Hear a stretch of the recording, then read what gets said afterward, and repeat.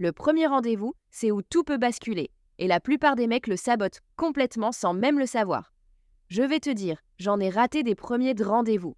Des rendez-vous où ça avait l'air de bien aller en chatte. Et puis boum, on se rencontre et c'est bizarre, maladroit. Elle se sent pas bien. Et voilà, c'est mort. Après plusieurs débâcles, j'ai compris qu'il y avait une science derrière. Une vraie checklist.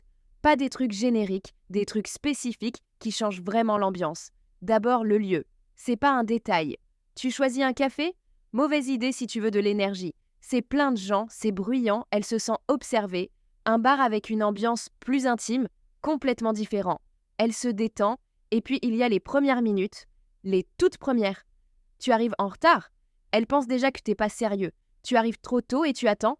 Elle arrive et elle te voit nerveux. Le timing, c'est crucial. Ensuite, la conversation. Tu arrives et tu parles de ton boulot pendant 20 minutes. Elle s'ennuie. Tu lui poses des questions spécifiques sur ce qu'elle a dit en chat. Elle voit que tu l'écoutes vraiment. C'est la différence entre date générique et elle se sent spéciale. Et puis il y a les gestes. Pas besoin d'être cheesy, mais des petits trucs. Maintenir le contact visuel, rire à ses blagues, montrer que tu es à l'aise. Ça crée une connexion. Le timing du contact physique aussi. Beaucoup de mecs vont trop vite. Ou pas assez, il y a une fenêtre où ça se fait naturellement. Je sais comment la reconnaître. Et la fin du rendez-vous, c'est là que tu scelles le deal pour un deuxième. Tu finisses bien, tu dis quelque chose de naturel mais marquant et tu dis au revoir sans traîner. J'ai tout ça listé. Chaque étape, chaque moment critique. Quoi dire, quoi faire, à quel moment.